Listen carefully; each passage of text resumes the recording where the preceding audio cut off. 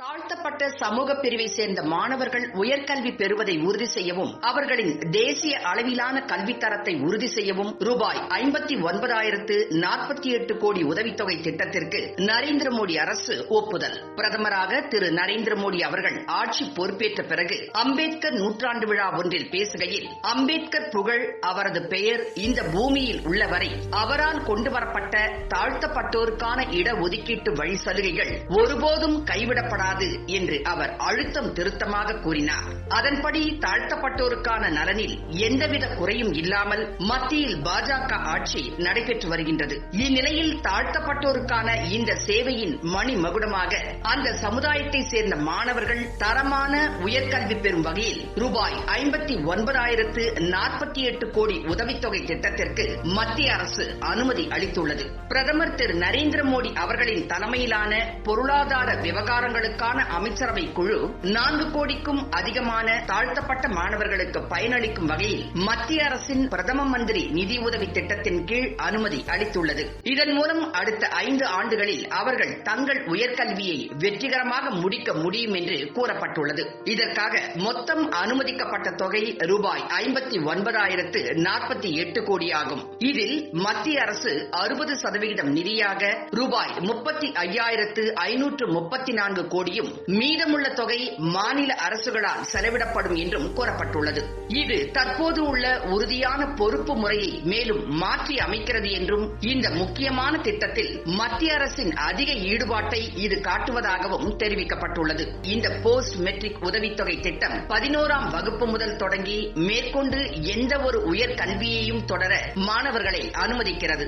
இதற்கான கல்வி செலவை அரசே மேற்கொள்வதாகவும் கூறப்பட்டுள்ளது.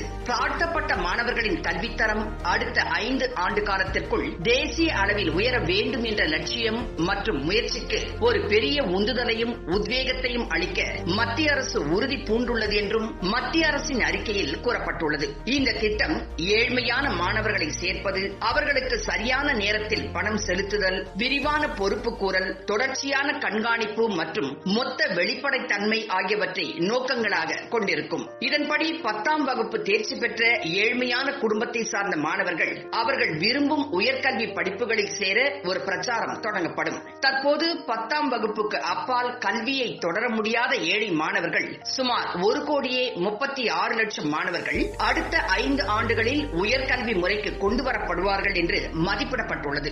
இந்த திட்டம் ஒரு ஆன்லைன் தளங்களில் வலுவான இணைய பாதுகாப்பு நடவடிக்கைகளுடன் இயங்கும். இது வெளிப்படைத்தன்மை, பொறுப்பு கூறல், செயல்திறன் மற்றும் எந்த ஒரு தாமதமும் இன்றி உதவியை சரியான நேரத்தில் வழங்குவதை உறுதி செய்யும். இதற்கான ஆன்லைன் போர்ட்டலில் மாணவர்களின் தகுதி, சாதி விவரங்கள், ஆதார் அடையாளம் மற்றும் வங்கி கணக்கு போன்ற விவரங்களை குறைகள் இன்றி சரிபார்க்கும் பணிகளை மாநிலங்கள் மேற்கொள்ளும். திட்டத்தின் கீழ் மாணவர்களுக்கு ஆதார் அடையாள முறைகளுடன் நிதி உதவி பரிமாற்றம் வங்கிக் கணக்கில் நேரடியாக செலுத்தும் பயன்முறையில் இருக்கும். 2021-22 முதல் செயல்படுத்தப்படும் இந்த திட்டத்தில் மத்திய அரசின் பங்கு 60% சம்பந்தப்பட்ட மாநில அரசுகள் தங்கள் பங்கை வெளியிட்டுள்ளது என்பதை உறுதி செய்த பிறகு நிலையான நேர அட்டவணையின்படி மாணவர்களின் வங்கி கணக்குகளில் நேரடியாக செலுத்தப்படும். இந்த செயல்முறைகளை சமூக தணிக்கை நடத்துதல், வருடாந்திர 3ஆம் தரப்பு மதிப்பீடு மற்றும் ஒவ்வொரு நிறுவனத்தில் இருந்தும்